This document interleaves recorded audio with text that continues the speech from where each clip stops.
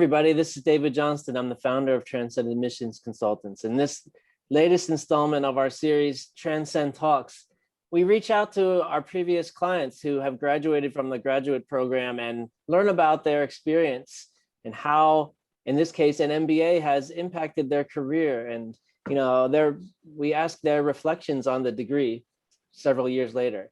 And we're really happy today to have Willy Xu. He was one of our clients back in 2012, I think. So it's been a while. It's been almost 10 years.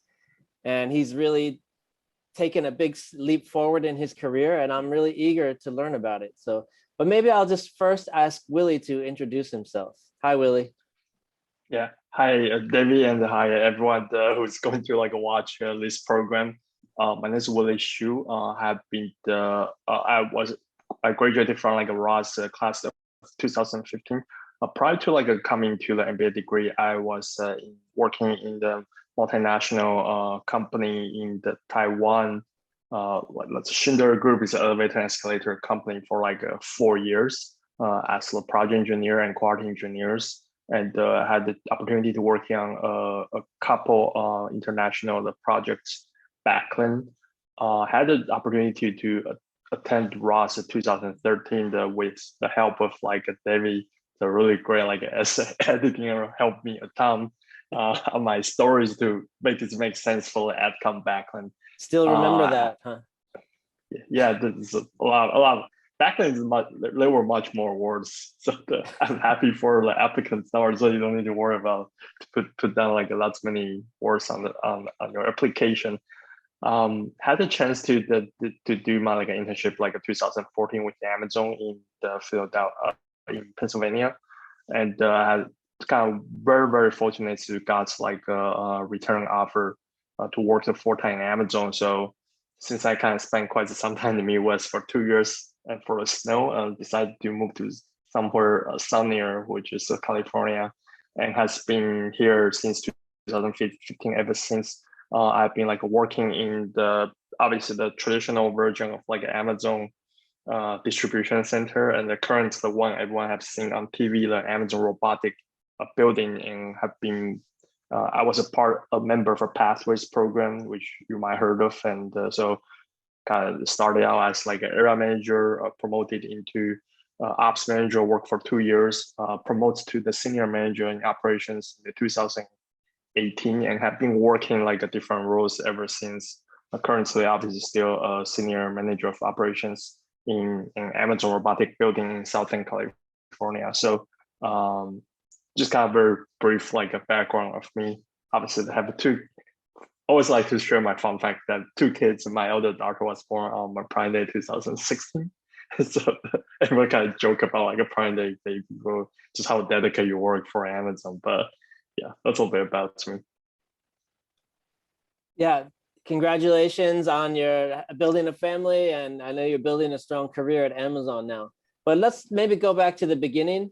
I think you have a degree in mechanical engineering, right? Yeah, that's correct. And you started in operations engineering, like you said, for a company that builds escalators and elevators. But maybe you can talk about your original motivation to even pursue an MBA. Do you remember your thought process back then? Yeah, for sure. I think it's kind of really, it's actually, I think the seed was planted a long time ago when I was pursuing my master degree in material science engineering. So to David's point, I was in, that's actually the old agricultural kind of mechanical engineering departments for my undergrad, and then I pursued another degree in the material science. Material science, yeah, for master. And the background, and so just providing some context is basically, I think, so in the National Taiwan University, if you are pursuing material science and engineering degree, there's a more higher than 50% of the chances you'll be joining TSMC eventually, and be engineering the process integration, things like that. So and obviously that's kind of the career path that I kind of projected myself, and just working on experiments and trying to get my thesis prepared.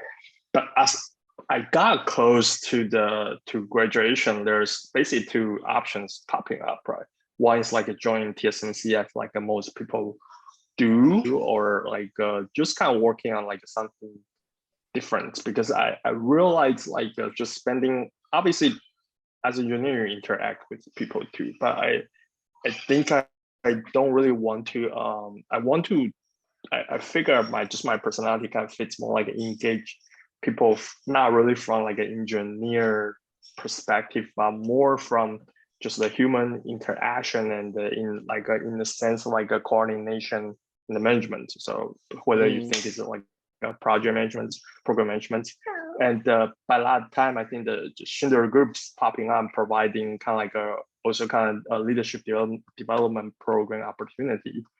And so I thought like, okay, it's probably like a definitely great opportunity to do a career switch earlier here, since I've been trained to be an engineer all the way down there.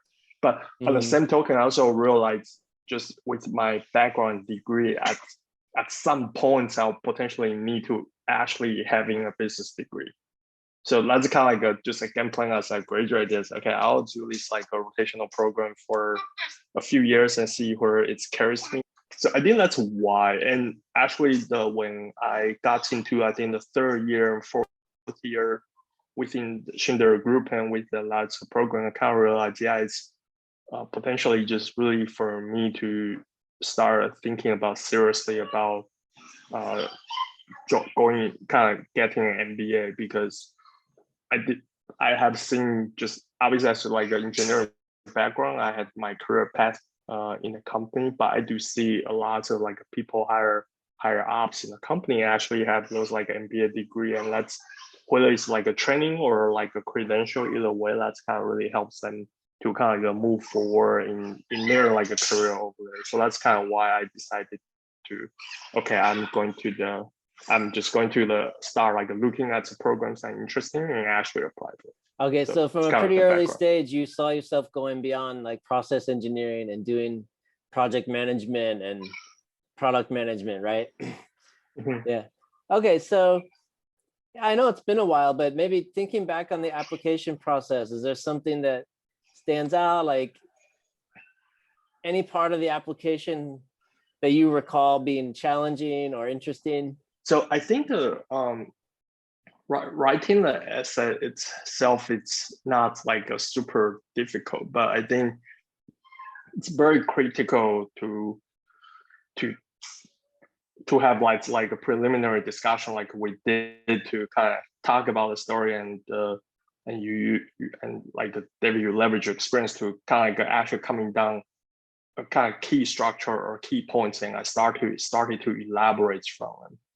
Because I think we'll have our story, but at least just in my example, I think if I didn't go through that process, it's very likely for me to kind of rambling through and probably end up to like 2,000 words on there, and without like a preliminary discussion. So I think the consolidating and the structuring the ideas and the stories and to highlight my strength is definitely like a number one thing for the application process. I think the number two thing is just really like find the time to work on it, especially the kind of job, because I remember obviously I kind of like had some delay on my application because I actually working on international projects. I need to travel overseas for a few weeks, which really like push things back. Remember, I know you were very patient, but I can't understand. I probably should be definitely started that a bit early. So I think definitely the challenge is coming from like just overall timeline management of the process, and also just how you balance between the application and the and your actual work, because you also don't want to like degrade your like actual work performance by doing the application. I remember every day I did my essay until like I think the last 10 days or so, I basically went to bed at 3 a.m. every day, and in the morning just have a huge jar of coffee to make sure I stay awake, because I don't want to look like I'm dead like during work. So I think those are the two big factors. And obviously later on is the interview itself. This is also another thing, because yeah, we all use like English to express yourself, but I think once again it just probably I don't know if like a cultural thing, but I think it's more my personal thing. Just kind of kind of I have a lot of thoughts going through my mind very fast, so very easy for me to ramble quite a bit, and without actually going through that exercise with in the process with you or with whoever I can help with is if it's like my first time or like only a third time telling about those stories in the actual interview process, I can definitely imagine myself like rambling through and people got confused like what's the actual key points I tried to convey. I could fail it, right? So that's definitely the three things. Well, I do remember you being extremely busy back then. You had been traveling a lot. It is pretty hard to work on an MBA application in those circumstances, but luckily you were able to get organized and motivated, and you did it, and you were able to get into Michigan Ross, which is a fantastic program. I know you love Michigan, so maybe you can share something about a memory from Michigan Ross, or just tell us something that you love about the school, because I know you're still really closely connected to Ross. Yeah, I still like quite connected to school. Obviously, I think I'm not as connected to Ross itself. I just overall as an alumni of the University of Michigan. For me, I think what stood out like are the three things. Number one is like a teamwork atmosphere of like Ross, and this is true. I think it's 100% true, especially as like an international students. I got into a class and kind of basically my first few weeks I just met like a very friendly like a local domestic students from the US. They are like genuinely like MBA's cut like a quite like a cutthroat atmosphere, but I don't really feel that's at Ross. Like actually really want to help you to kind of get immersed into the culture. Remember, I kind of get to meet some of the like the local students in the first couple like in the social events. You know, just very friendly, like genuinely want to learn about your background. Like obviously there are some people, you know, it's really just like a socializing talk. They don't really want to know you, but there's quite a bit people really want to be the friends with you and like to the kind of drive you to like other places you need to, and also just kind of really want to like a group with you like proactively in whether it's a class activities or like social events. So I had a tremendous like experience there. Just obviously prior to going to there, I was worried about, man, I heard people, especially like Caucasian students, like white students, are probably not as friendly, but it's never the case, like at least for me. So the obviously teamwork at Ross is not just a branding. It really is a collaborative environment. Yeah, I think AdCom did a great job, like kind of screening the students who fit this like a cultural atmosphere. So most people coming in some degree, they are able to kind of like team partner or collaborate with like any kind of team got put in with those great experience. Yeah, and also like I think most like students there has like really like a multicultural experiences, so they are not like just coming out from like a very singular background. So teamwork is number one. Number two, I think it's just the school itself. Like, and I'm talking about Ross. I think that just being in the University of Michigan, it's such like a awesome institution. It's just some kind of lifetime experience. And I said awesome is because like I think it's one of the most like well balanced education institutions in the United States. It's literally has everything. It's a huge academic program. I think they have like more than 100 like a top 20 or top 15 master program in the school. In the nation in that school. So and they have all offers all kind of like lecturing, like events you can join and learn from.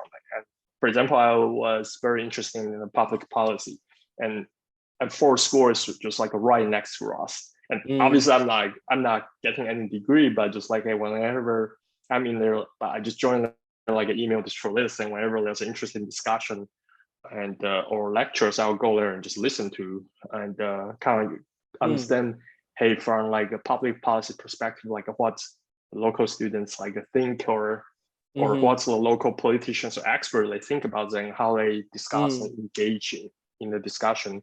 And ended up is so interested. Like I signed up like a week class in the Washington D.C. They call Washington campus to actually go a bit deeper on that. It's pretty Mhm. fun. And I think so. That's a kind of example, right? And also I think the school has like a super strong like extracurricular like programs for lots of different things. Obviously, the most obvious one is the athletics.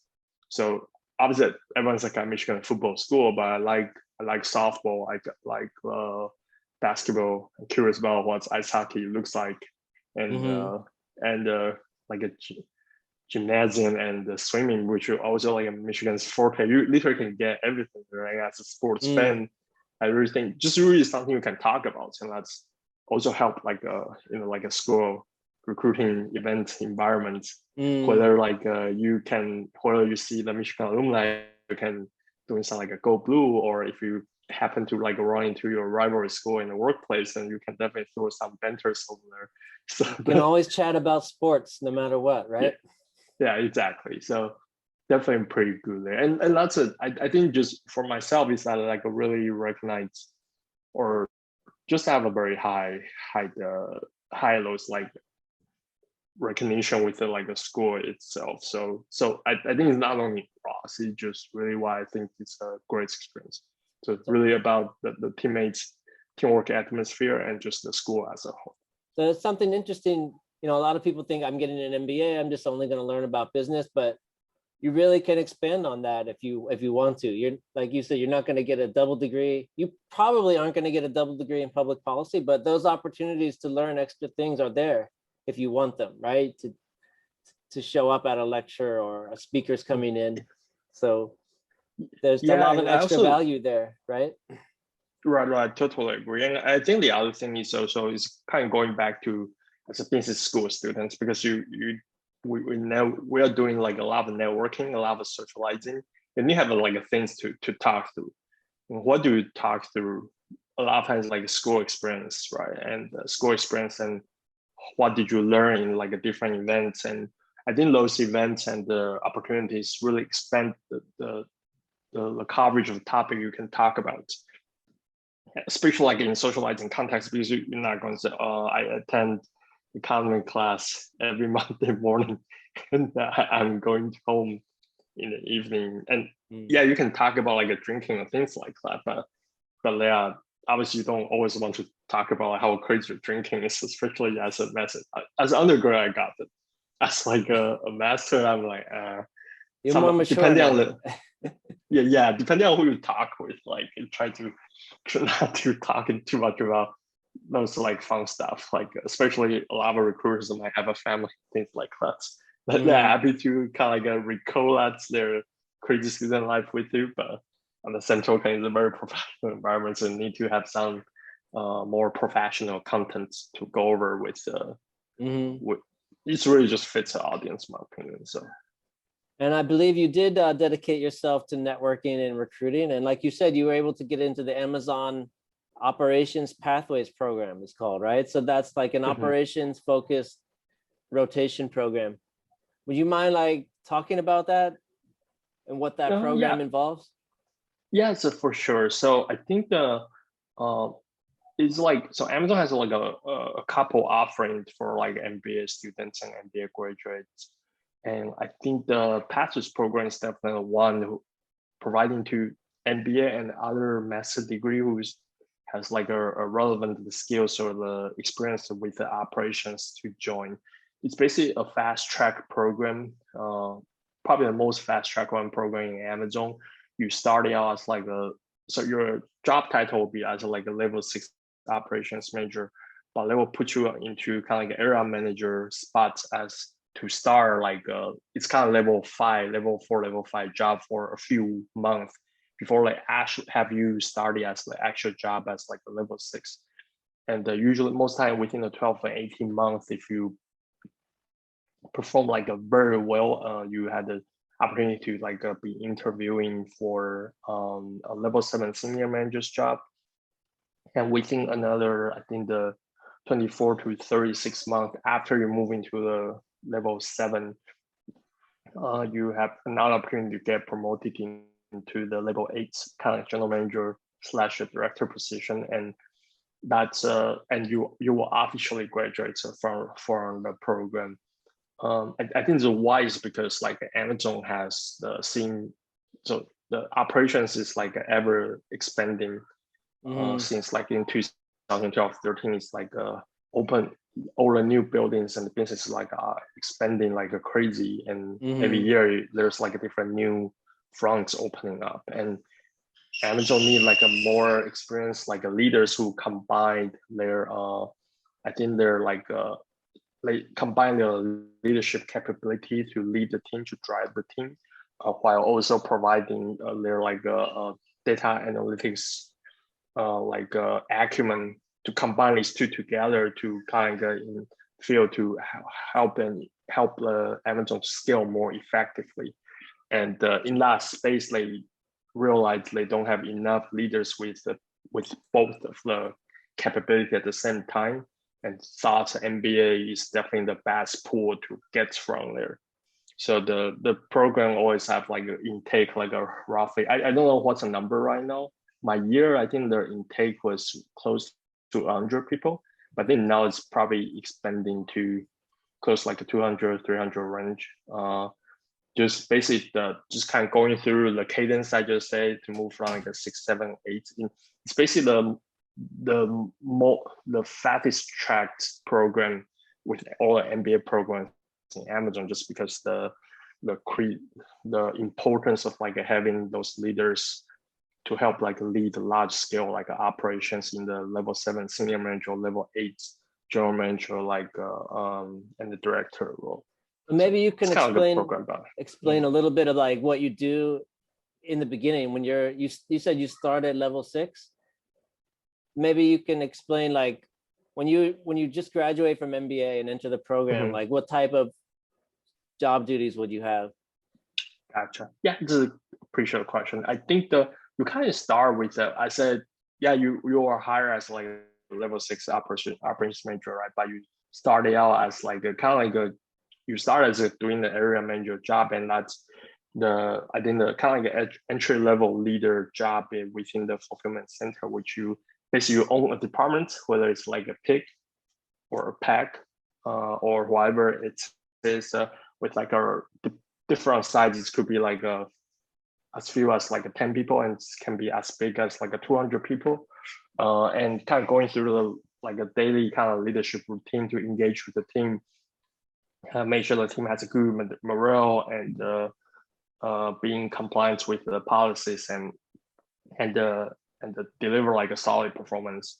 Like outside of that, just try to develop your team, right? Make sure like not only just performing well there, and they move into like the next level of their career, and you also want to find some time for yourself to do process improvement projects to move the business forward as a whole. And most of the time, that's a kind of like they want to observe, especially on the leadership portion, make sure you're like ready. And after a few months, they'll move into the operations role. And now you are not like leading associates directly. You are leading multiple managers who has associates report to them. So you are kind of leaders of leaders right now. And you might have like 3 or 4 or 5 like area managers reporting to you, and which of them have a different number of associates. Your team can be as big as like 1,000, 1,500, or 1,500 people if possible. But now you are more like and yes, you still need to drive the team's morale, but you drive it through your managers, and you also drive those process improvements. Obviously, you need to be hands-on and do a couple of things, data analytics, but a lot of time you need to, instead of you kind of work with the associates and things like how you start to working on influencing others, right? Like different like stakeholders in the building, like safety, HR, and different departments to push the project forward.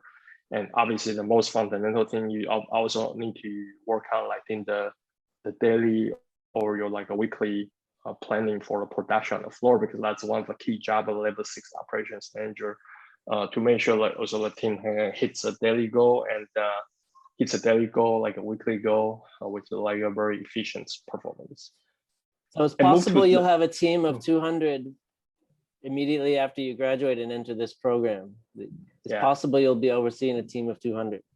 Interesting. Sounds like a big responsibility.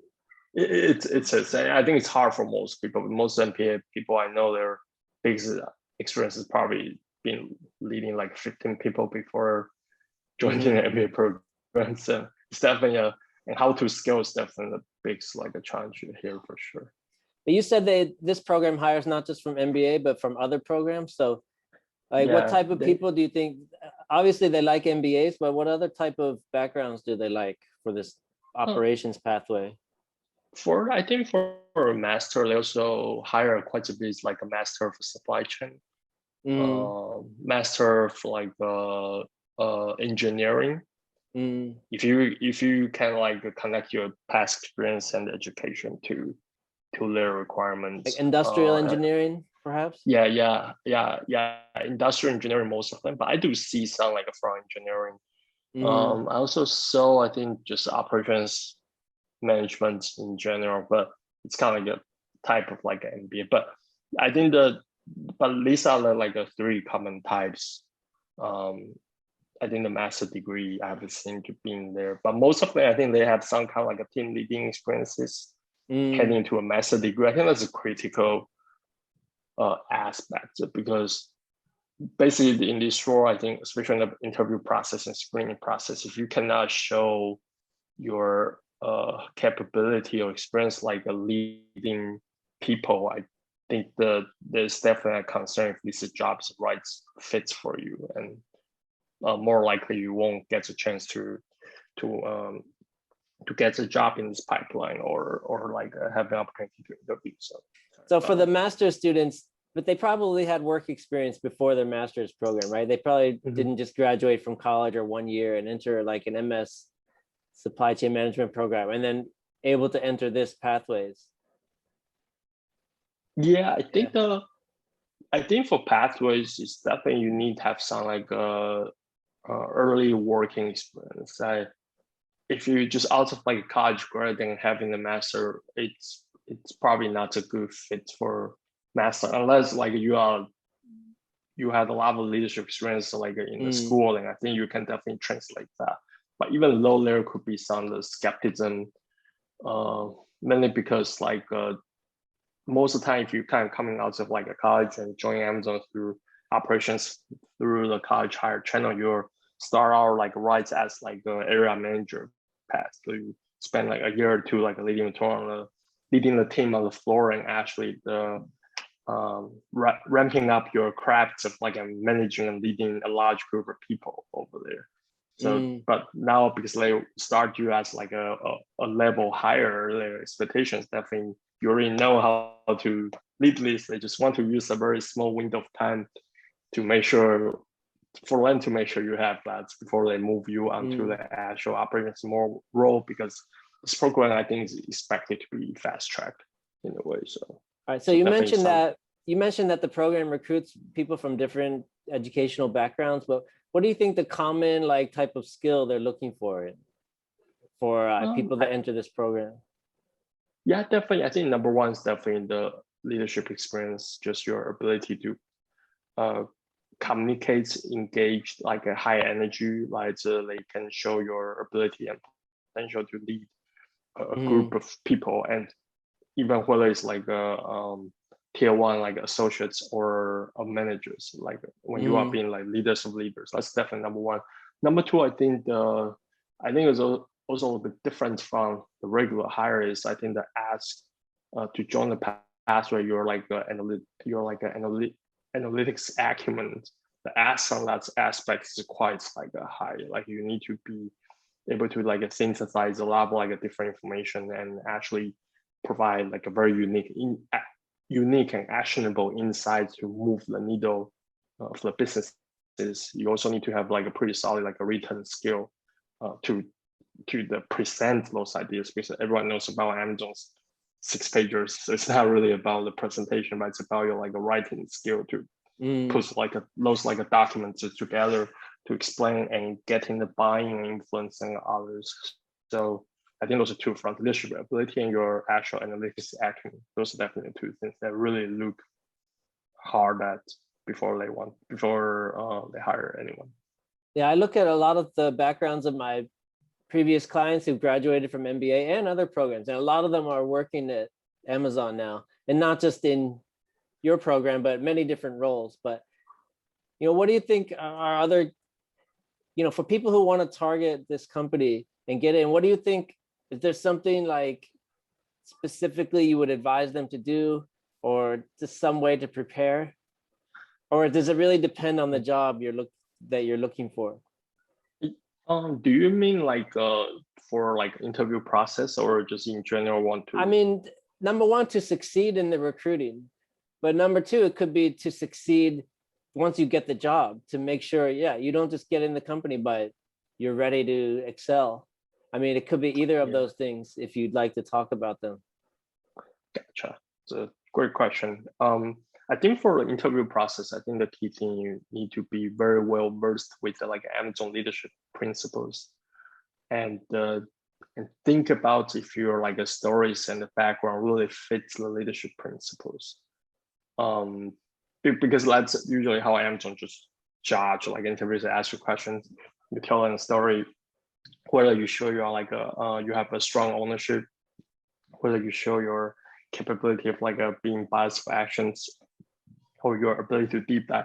There's like a slew of like I think those are like basically the golden standard for like any Amazon interview. They want to see whether you're like a past experience and stories like a fits. That's like Amazon leadership principle, and that if you can do that, and definitely like the company will be confident in like in hiring you. So and so that's a basic for like. So make sure you match those principles in your answers. Make sure you really understand what the principles are, and find stories to show that you can demonstrate those principles. Okay. Yeah, for sure. But on the same token, I also think if you really kind of struggle to come up with like the stories to kind of align with like a leadership principle, then probably the company is not a good fit for you. Okay. And I think the actual job, definitely, I think Amazon is a bit different company. I think Amazon is not, it's really like a no bullshit company. Like it's really, basically you cannot keep talking about this and problem for like 3 months and not doing anything. People probably not going to let you do for 3 weeks. So you have to show results, basically, right? Yeah, and you need to take actions. So I think Amazon really values about like people who can take actions and move the needles. And sometimes like you probably don't have your home run solutions, but how can you identify those like a small, quick short-term solution while you're trying to develop your home run solution to move the needle? I think it's definitely the number one thing. So if you're like a person who's to like tend to wait or sit on something, then I think potentially we kind of struggle in the roles a little bit. Also, I think Amazon people are more straightforward in terms like giving feedback. So sometimes you might hear something you don't want to hear. So you need to be proactive. You need to be proactive, and you need to be able to handle constructive criticism, right? Yeah, exactly. I think a lot of people will talk about that, but I think Amazon is really like exemplify those like a situation. Like this could be the feedback which is like really hard. Like you probably you won't be too happy when you hear about this, but on the same token they are true. So I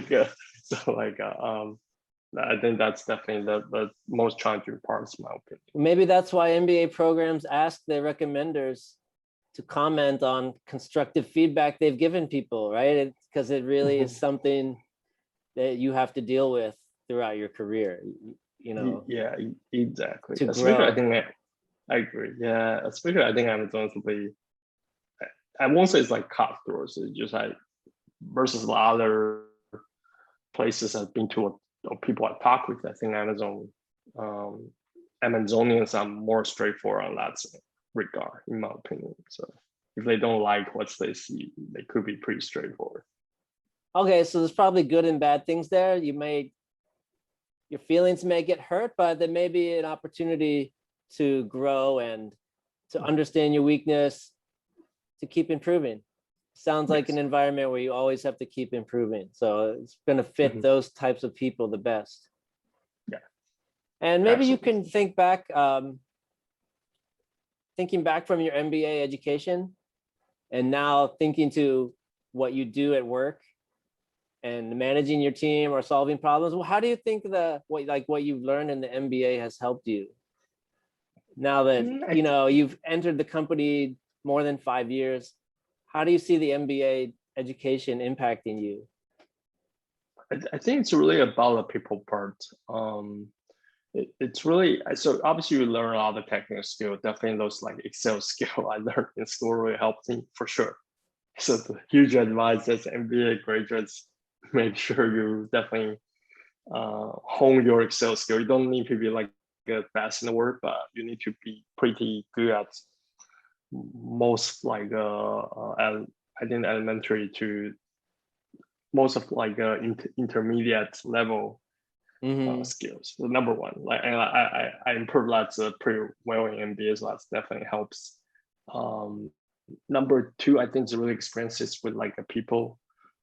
Just kind of really work with the different people. Obviously, going into the actual workplace like Amazon, it's definitely another group of people. But I think just coming into MBA and really partner and have exposure to people with diverse background and like engage with and understand their like input and thought process, and also like socializing and try to lead at least those like a very high achiever.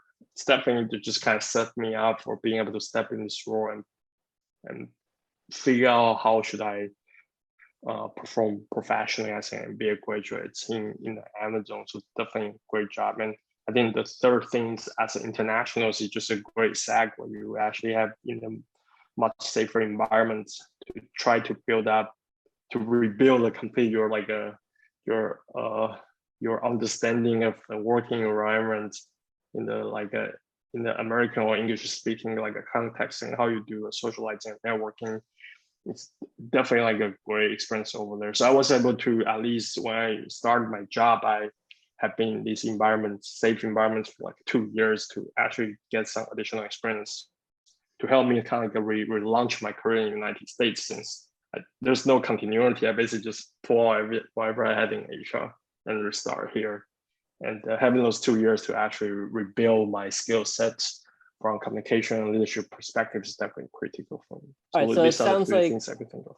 Thank you. So it sounds like what you're saying, a lot of it's about interpersonal ability, the ability to lead people, to manage relationships, to navigate difficult relationships.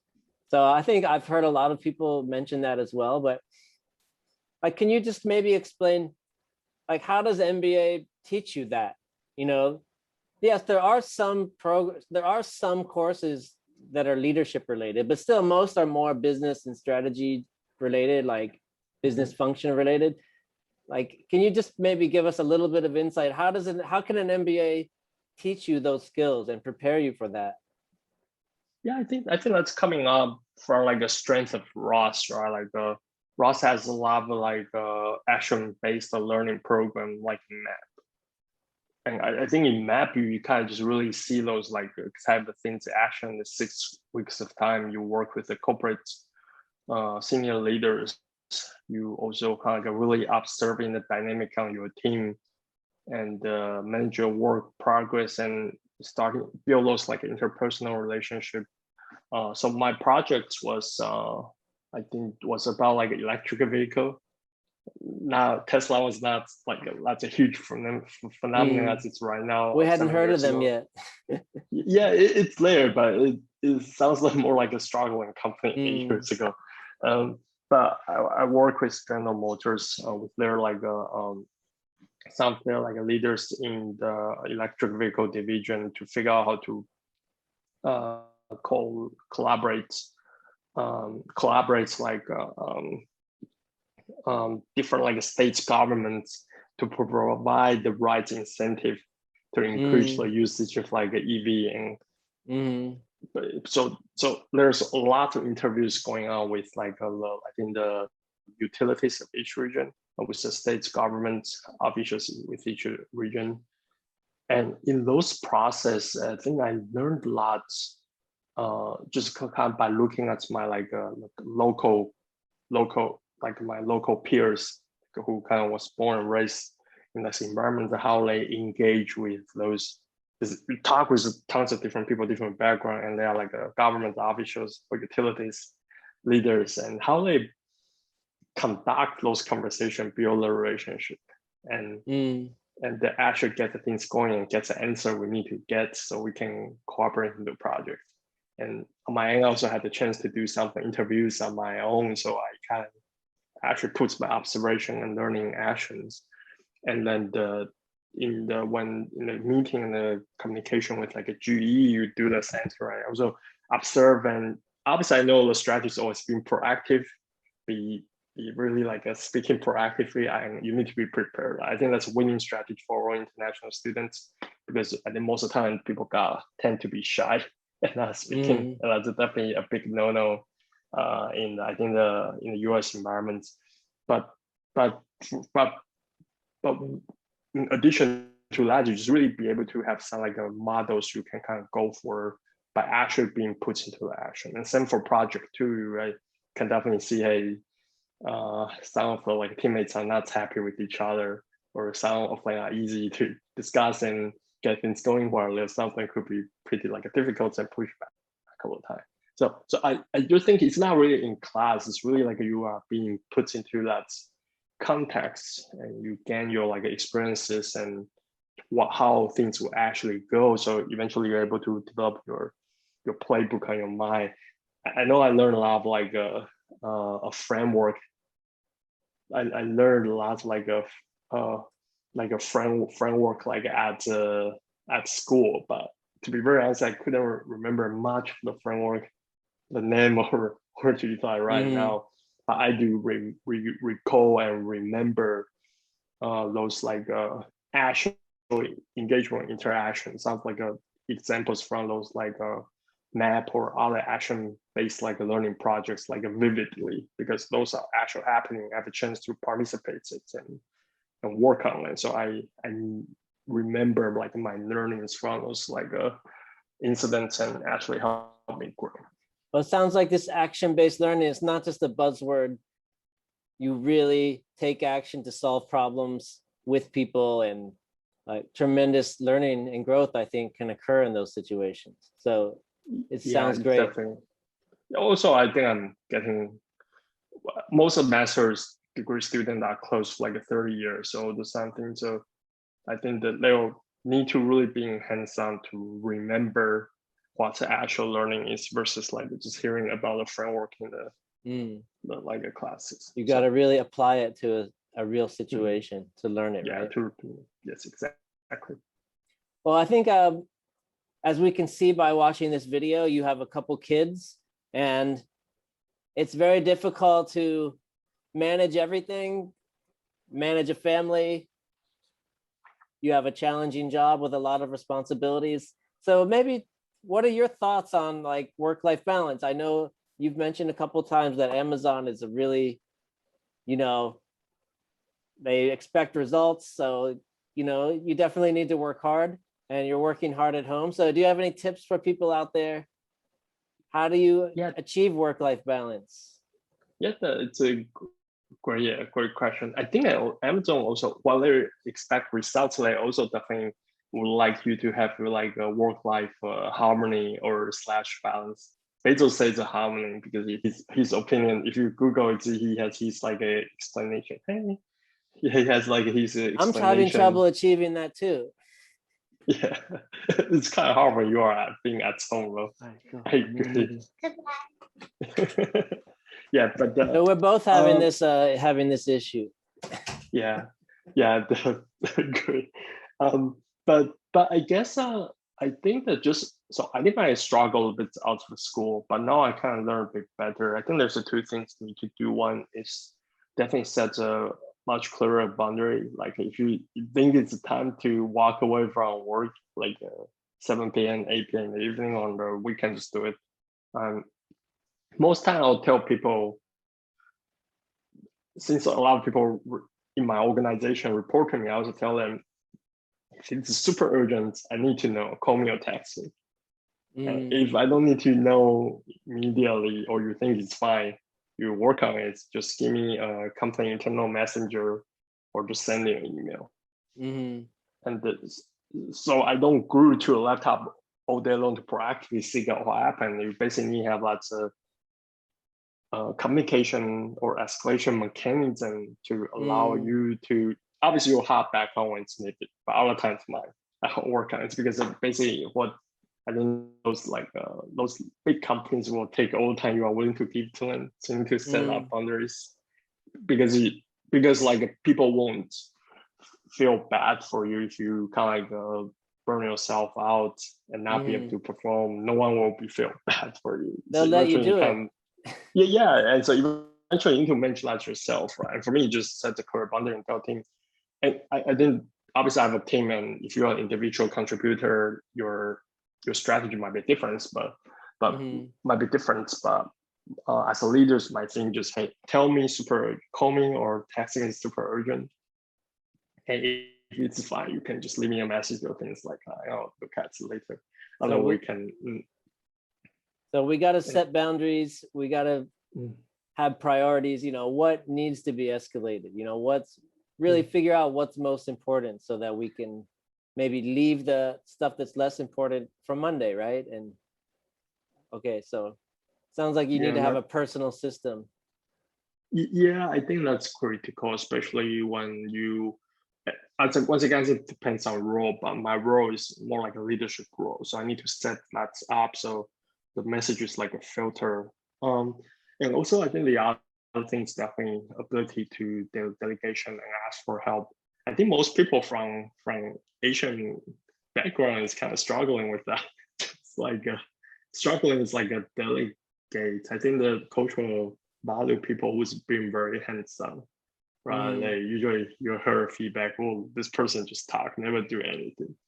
But I thought about the same thing too. But I'm kind of continue my development within Amazon. I realized this is how you scale, right? Like you cannot like just being hands-on on everything when you're working by yourself versus when you're having like 500 people reporting to you.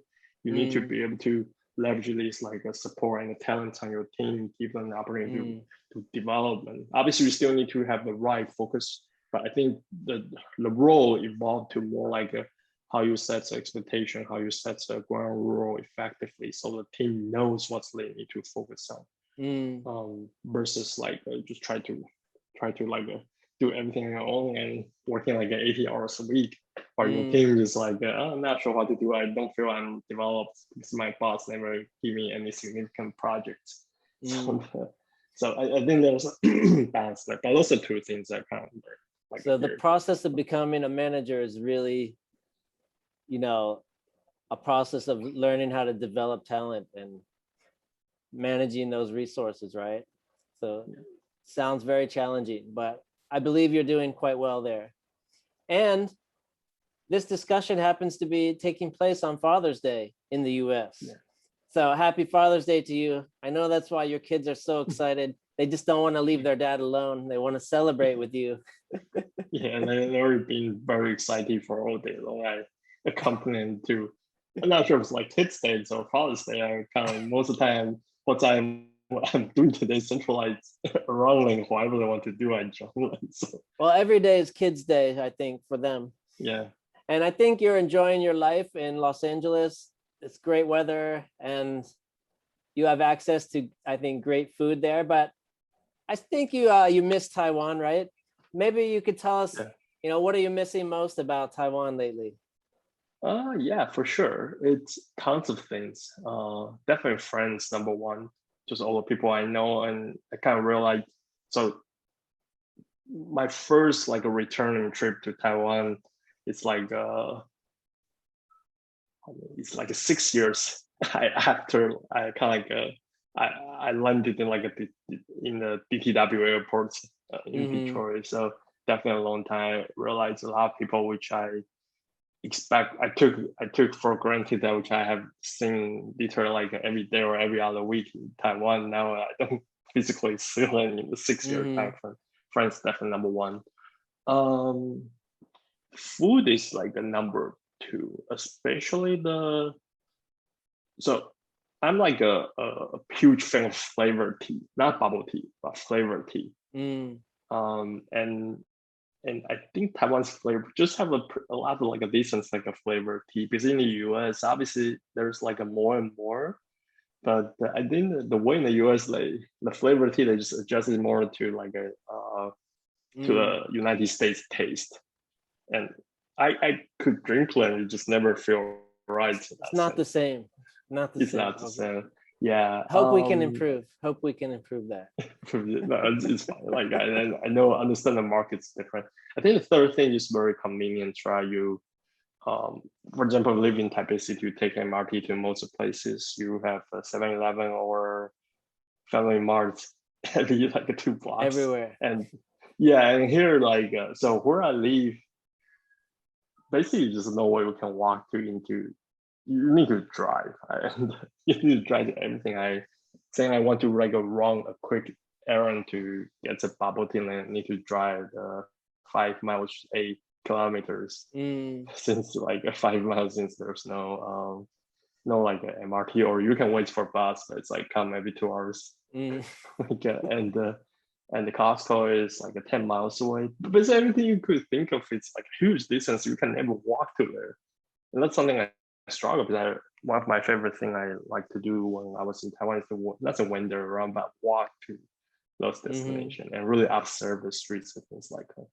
And here in the Yeah. US, you just don't get that. So Well, it's there's hard a to couple beat of things. Taiwan in terms of convenience and of course Mhm. for tea drinks. But Yeah. yeah, we really miss you. Hope you can come back soon. And it's really great talking to you. It's Father's Day, so I'll let you get back to your family. But I really appreciate you taking the time to share some Mhm. insights with us. So, Yeah, for sure. wishing you continued career success and the best of health, Willie. So, Yeah. thanks a lot. Take care and keep in touch, please. All right. Yeah, for sure. I'll definitely talk to you soon. And likewise, wish everything going well to your businesses and your family for sure. Thanks, Willie. Take care. Take care. Thank you. Bye.